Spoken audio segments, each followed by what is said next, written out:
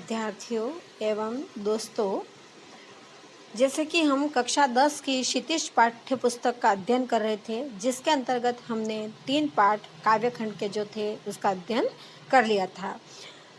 उसको आप अच्छे से समझ पाए होंगे, आपने देखा होगा। आगे हम आज बढ़ते हैं। चौथा आपका पाठ है देव। तो देव के कवित्व और सवैया आपके इसके अंतर्गत दे रखे हैं, जिसको हम पढ़ेंगे। तो सबसे पहले हम इनका जान लेते हैं जीवन परिचय। तो जीवन परिचय में रीतिकालीन काव्य परंपरा में विशिष्ट स्थान रखने वाले कवि देव का जन्म विक्रम संवत, कौन सा? विक्रम 1730 मतलब सन के अनुसार 1673 में इनका जन्म हुआ था। इनके ग्रंथों से ज्ञात होता है कि ये इटावा कहाँ पर आता है? उत्तर प्रदेश में, यूपी के रहने वाले थे।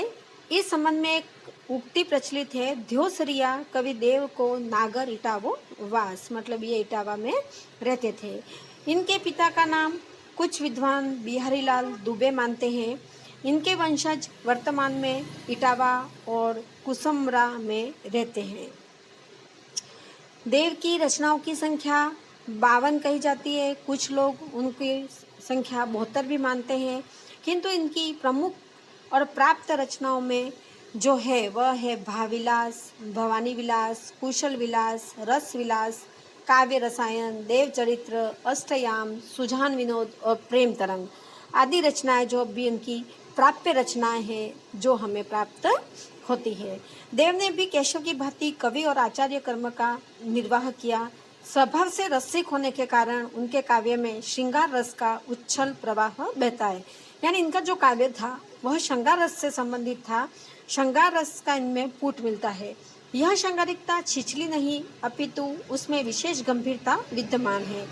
ये वैसे तो रसवादी आचार्य थे, परंतु अलंकारों के स्वाभाविक प्रयोग के प्रति उनका आग्रह था। विशेषकर अनुप्रास एवं यमक अलंकार के प्रति इनका आकर्षण रहा है। इनकी रचनाओं में अनुप्रास व यमक अलंकार अधिक मिलते हैं। देव ने साहित्यिक ब्रज भाषा को अपनाया था, यानी इनकी जो रचनाएं थी वो ब्रज भाषा में मिलती है, परंतु उसमें संस्कृत, प्राकृत, अपभ्रंश, फारसी तथा उत्तर भारत की अन्य बोलियों के शब्दों का स्वतंत्रता से प्रयोग भी मिलता है। यानी विशेषकर उन्होंने ब्रज भाषा में लिखा था, पर ब्रज भाषा के अलावा कुछ जो भाषाएं थी, संस्कृत, प्राकृत, अपभ्रंश, उनका भी उनके अंतर्गत कूट मिलता है, कहीं कहीं शब्द का समावेश मिलता है।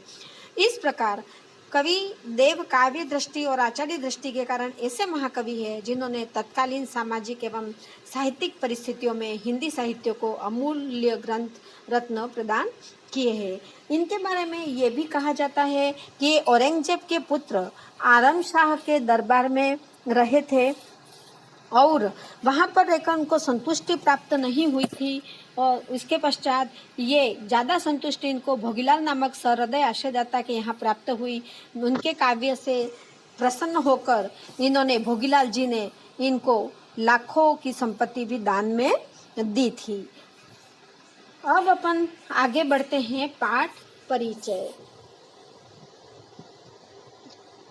तो पाठ परिचय में हम जान लेते हैं, यहाँ निर्धारित कविता में देव ने अपने आराध्य श्री कृष्ण का गुण कथन किया है।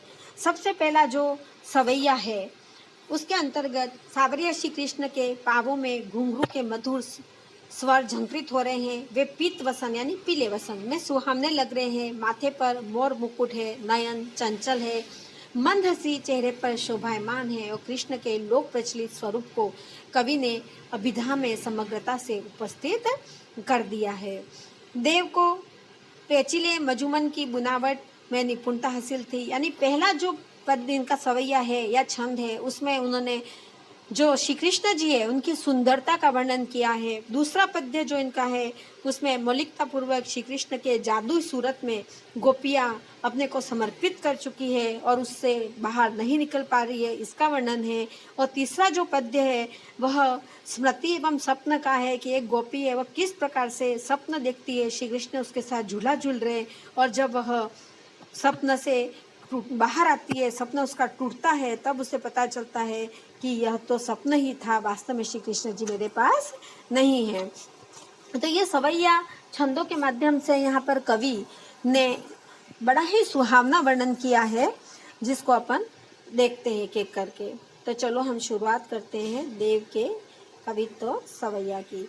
तो सबसे पहला देव का सवैया है, पायनी नुपुर मंजू बजे कटी किंकनी में धुनी की मधुराई, सावरे अंग लसे पटपीत हिये हुलसे बनमाल सुहाई, माथे किरीट बड़े दृग चंचल मंद हसी मुख चंद जुन्हाई, जय जग मंदिर दीपक सुंदर श्री ब्रज दुलह देव सहाई। यहाँ पर कवि श्री कृष्ण की सुंदरता का वर्णन करते हुए कहते हैं कि पायनी नुपुर मंजू बजे, पायनी मतलब पैरों में, मंजू मतलब होता है सुंदर, बजे मतलब बजना, किंकिनी मतलब घुंघरू की आवाज, और मधुराई मतलब मधुरता। तो कृष्ण जी देव है, वो कृष्ण जी के रूप सौंदर्य का वर्णन करते हुए कहते हैं कि श्री कृष्ण के पैरों में सुंदर नुपुर है जो बजते हुए मधुर ध्वनि कर रहे हैं। सावरे अंग लसे पटपित हिये हुल से बनमाल सुहाई। आगे सावरे मतलब होता है कृष्ण जी, लसे मतलब सुशोभित होना, पीत मतलब पीला, हुल से मतलब आनंदित हो रहा है, और सुहाई मतलब सुशोभित है। आगे कहते हैं कि उनकी कमर में करधनी शोभायमान हो रही है, जिसकी ध्वनि अधिक मधुर है। कृष्ण के श्यामल शरीर पर पीले पटपीत मतलब पीले वस्त्र अत्यंत शोभायमान हो रहे हैं। उनके गले में वनमाला, फूलों की माला जो है वह शोभित हो रही है। माथे किरीट बड़े दृग चंचल मंद हसी मुख चंद जुन्हाई, मतलब माथे मतलब सिर पर, और किरीट मतलब होता है मुकुट, और मुख चंद्र मतलब चंद्रमा जैसा मुख, यहाँ पर रूपक अलंकार है, और जुन्हाई मतलब होता है चांदनी। तो आगे कवि कह रहे हैं कि उनके मस्तक पर मुकुट विराजमान है, और उनके नेत्र बड़े बड़े और चंचल है, तथा उनके मुख पर मधुर मुस्कान चांदनी जैसी सुशोभित हो रही है। जय जगदीप मंदिर दीपक सुंदर श्री ब्रज दुलह देव सहाई। यहाँ ब्रज दुल्हा मतलब ब्रज के दूल्हे, और ब्रज के दूल्हे किसे कहा गया है? श्री कृष्ण जी को। सहाई मतलब सायक। आगे कवि कह रहे हैं देव कि आज ब्रज के दूल्हे कृष्ण जो है वो मंदिर के सुंदर प्रज्वलित दीपक के समान शोभायमान हो रहे हैं। कृष्ण अपने इस रूप में सदा बने रहे, ऐसी कवि देव है वो कामना करते हैं। मतलब कुल मिलाकर यहाँ श्री कृष्ण जी की सुंदरता का वर्णन कवि देव ने किया है कि कृष्ण का रूप सौंदर्य अत्यंत ही मनमोहक है। पैरों में सुंदर नुपुर पहने हैं जो मधुर ध्वनि कर रहे हैं, कमर में करधनी शोभायमान हो रही है जिसकी ध्वनि अति मधुर है, श्यामल शरीर पर पीले वस्त्र अत्यधिक शोभायमान हो रहे, और गले में वनमाला जो फूलों की माला है वो शोभित हो रही है, माथे पे मुकुट विराजमान है, और इनके नेत्र जो है वो बड़े बड़े और चंचल है, और ऐसे लग रहे हैं आज श्री कृष्ण की जैसे ब्रज के दूल्हे हैं। और कवि देव चाहते हैं कि वो हमेशा इस दूल्हे के वेश में इतनी सुंदरता धारण करे हुए बने रहे। अब अपन दूसरे छंद की तरफ बढ़ते हैं। धार में धाय धसी निराधार हवे, जाय फसी उकसी न अबेरी, री अंगराई गिरी गहरी गही फेरे फिरी, ओ गिरी नहीं घेरी, देव कछु अपनो बसना रस लालच लाल, चिते भई चेरी बेगी ही बूढ़ी गई पखिया, अखिया मधु की मखिया भई मेरी। दूसरे छंद में कवि यहाँ पर श्री कृष्ण के प्रेम रस में डूबी गोपियों का मधुमक्खी के रूप में वर्णन करते हुए कहते हैं कि जिस प्रकार मधुमक्खी होती है वह शहद में एक बार घुस जाती है, चिपक जाती है, तो उसको बाहर निकलना अत्यधिक कठिन होता है। तो यहाँ पर कृष्ण के प्रेम में डूबी हुई एक गोपी अपनी आंखों की दशा का वर्णन करते हुए क्या कह रही है? धार में धाय धसी निराधार हवे, जाय फसी उकसी न उबेरी। धार मतलब होता है धरा, धाय मतलब होता है दौड़कर, धसी मतलब प्रवेश कर गई, निर्धार मतलब बिना किसी आधार के, उकसी मतलब होता है निकली, और अबेरी मतलब होता है निकाले। यहाँ पर कह रही है गोपी कि उसकी आंखें बिना सोचे समझे कृष्ण के प्रेम रस में ऐसी डूब गई है, ऐसी फंस गई है, और मेरी आंखें कृष्ण के प्रेम में ऐसी फंस गई है कि निकाले ही नहीं निकलती। यानी बिना किसी कारण के वह दौड़कर ऐसी प्रवेश कर गई है, बिना किसी आधार के, कि अब उसको बहुत निकालने की कोशिश करने पर भी बाहर नहीं निकलती। मतलब किसमें फंस गई है? कृष्ण के रूप सौंदर्य में, कृष्ण के प्रेम रस में डूब गई है। री अंगराय गिरी गहरी गही, फेरे फिरी ओ गिरी नहीं घेरी। आगे गही मतलब पकड़ने पर, और फेरे मतलब होता है लौटाने पर। तो आगे कवि यहाँ पर कह रहे हैं कि हे सखी, मेरी आंखें तो अंगड़ाई लेकर उस प्रेम रस की धारा में गहरी गिरी जा रही है। यानी इतनी गहराई से डूब चुकी है कि मैंने इन्हें घेर कर रोकना चाहा, पर ये तो रोक ही नहीं रही है। यानी यहाँ पर सखी कह रही है कि मैं बार बार उसके प्रेम रस की गहराई में इतनी डूबी जा रही हूँ, उस धारा में इतनी डूबी जा रही हूँ कि मैं चाह कर भी उनको रोक नहीं पा रही हूँ। उसके घेरे में क्या होती जा रही हूँ? फंसती ही जा रही हूँ। देव कछु अपनो बसना, रस लालच लाल चित्ते भई चेरी। चेरी मतलब होता है दासी, और चित्ते मतलब चित्त।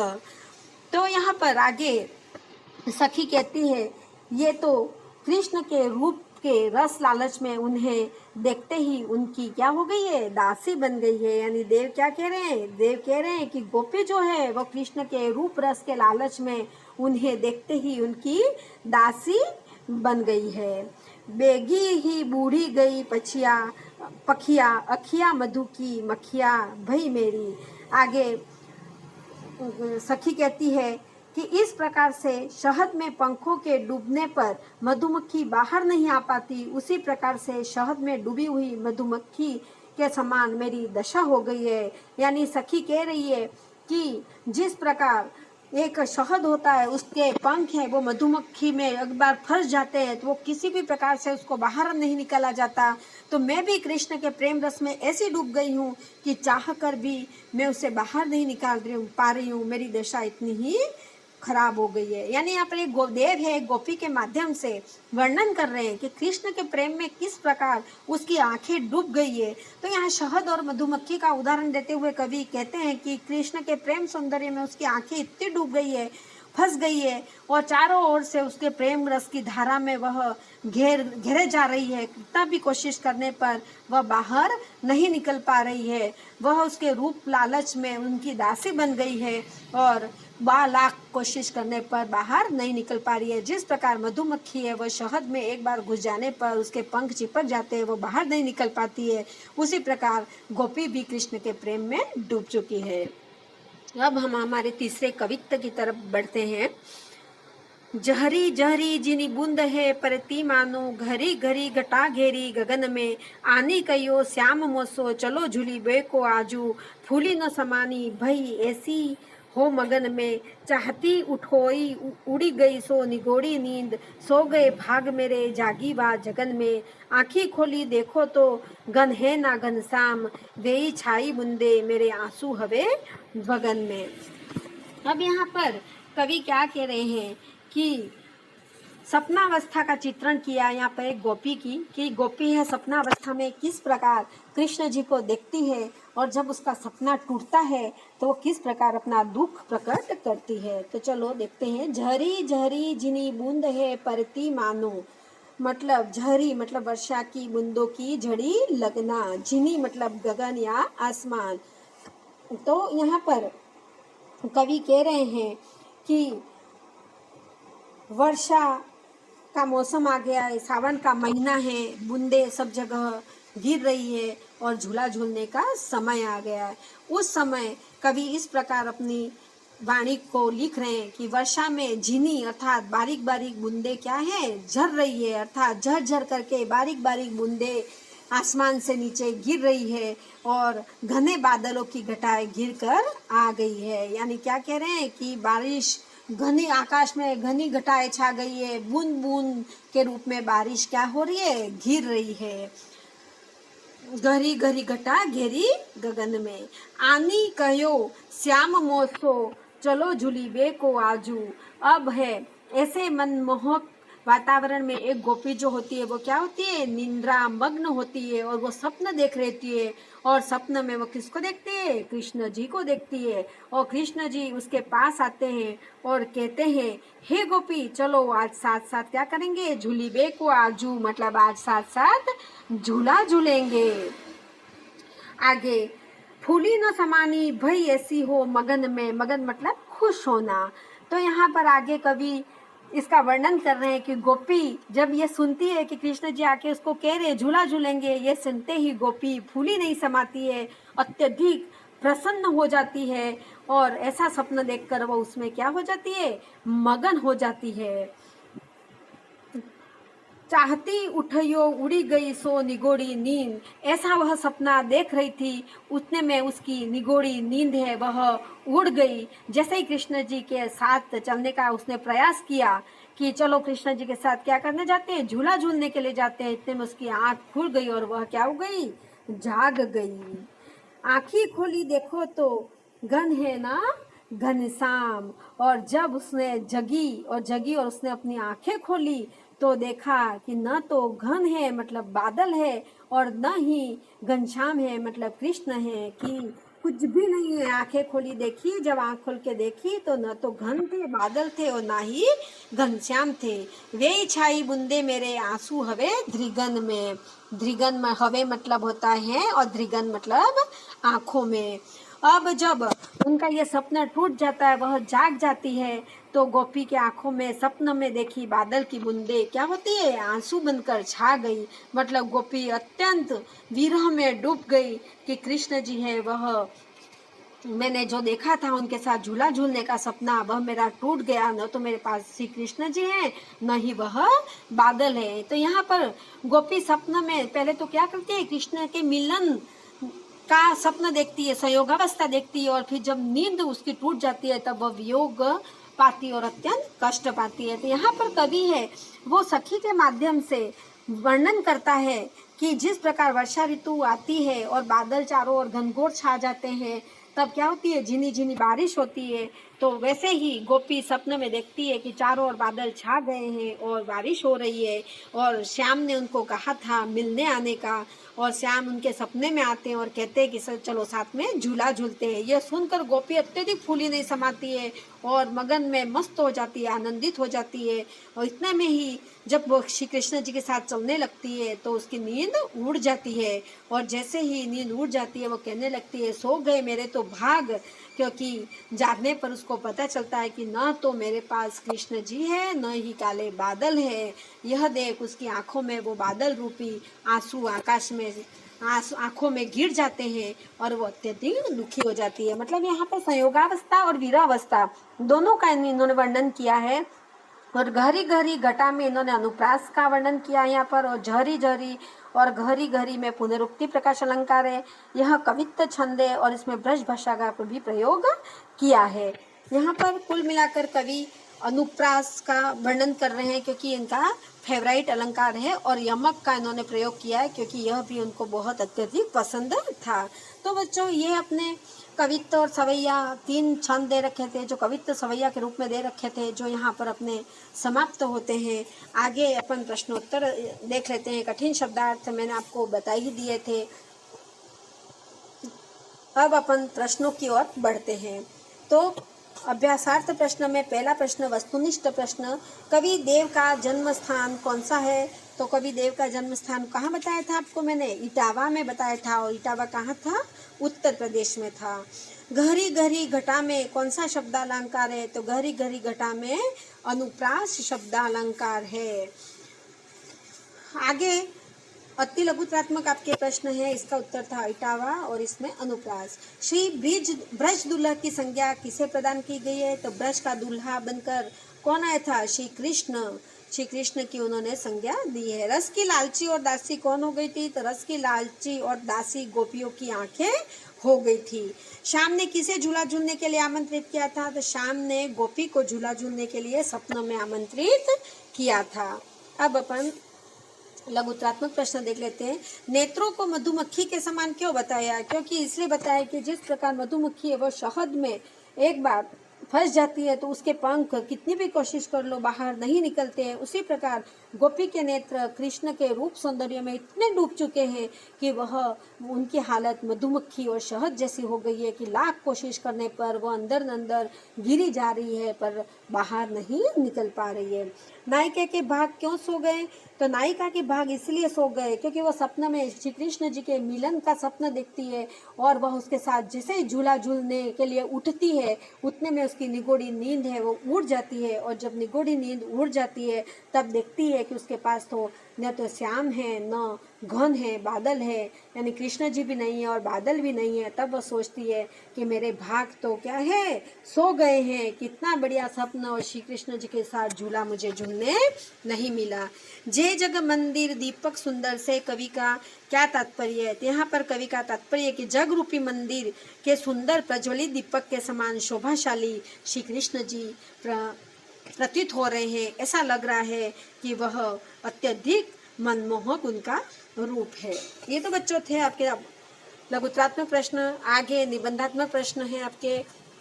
काव्यांश के आधार पर कृष्ण के सौंदर्य का, तो पहला आपका जो पद था उसमें श्री कृष्ण के सौंदर्य का वर्णन था, मैंने आपको समझा दिया है। पठितांश के आधार पर देव की काव्यगत विशेषता है, तो देव की साहित्यिक विशेषता आपको यहाँ पर लिखनी है। काव्य में उन्होंने कौन सी भाषा का प्रयोग किया, कौन से रस का प्रयोग किया इत्यादि आपको यहाँ पर लिखना है।